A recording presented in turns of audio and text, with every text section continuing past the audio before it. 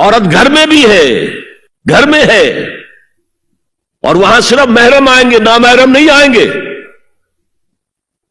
محرموں کی اتنی لمبی لسٹ دی گئی ہے، اللہ نے کس لیے دی ہے؟ کیا قرآن مجید میں لفاظی ہے؟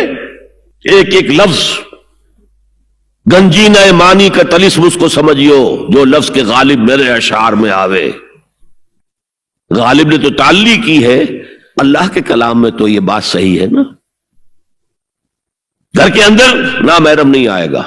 گھر میں اگر وہی ایک بیٹی تھی جو آپ نے اپنے داماد کو دے دی ہے اور کوئی اور بیٹی نہیں ہے تو داماد گھر میں آ سکتا ہے اور نہیں آ سکتا، سالی سے اس کا پردہ ہے، دیور سے بھابھی کا پردہ ہے، چچا زاد بھائی بہنوں کا پردہ ہے۔ چچا سے پردہ نہیں ہے، ماموں سے پردہ نہیں ہے، چچا زاد پردہ ہے، ماموں زاد پردہ ہے، خالہ زاد پردہ ہے، پھوپھی زاد پردہ ہے۔ یہ سارے احکام کس لیے دیے گئے؟ گھر کے اندر بھی ستر اور نگاہیں نیچی۔ مولانا حمید الدین فراہی نے ایک نکتہ بیان کیا کہ سورہ احزاب میں جو پردے کا بیان ہے وہ ہے گھر سے باہر کا پردہ۔ جب اے نبی کہہ دیجئے قل لازواجک و بناتک و نساء المؤمنین یدنین علیہن من جلابیبہن۔ جلباب کہتے تھے ایک بڑی چادر، کوئی عربوں کی تہذیب میں موجود تھی دو چیزیں۔ گھر میں ان کے ایک دوپٹہ ہوتا تھا جسے خمار کہتے تھے، خمار، خمرہن کا لفظ آیا ہے سورہ نور کے اندر۔ گھر سے باہر نکلتی ہوئی وہ اپنا پورا وجود ایک چادر میں لپیٹ لیتی تھی، لیکن چہرے کا پردہ نہیں تھا۔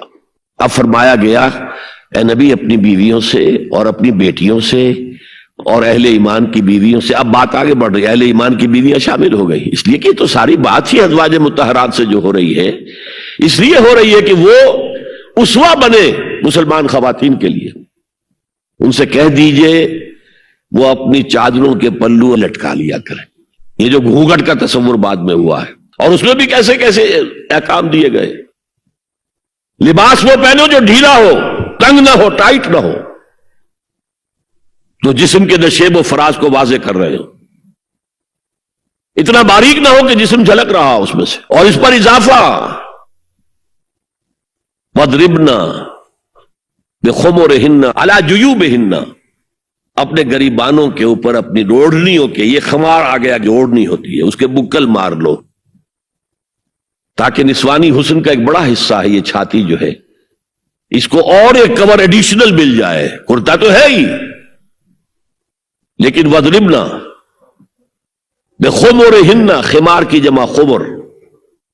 سورہ احزاب میں آیا جلابیب، جلباب کی جمع، وہ بڑی چادر جس میں لپٹ کر گھر سے نکلتی تھی، لیکن یہ کہ یہاں پر خمرہن، خمار کہتے ہیں اوڑھنی کو جو گھر میں بھی استعمال ہوتی ہے، تو وہ سر پر بھی ہو اور اس کا ایک بکل جو ہے تمہاری سینے پر بھی آ جائے، ایڈیشنل کورنگ۔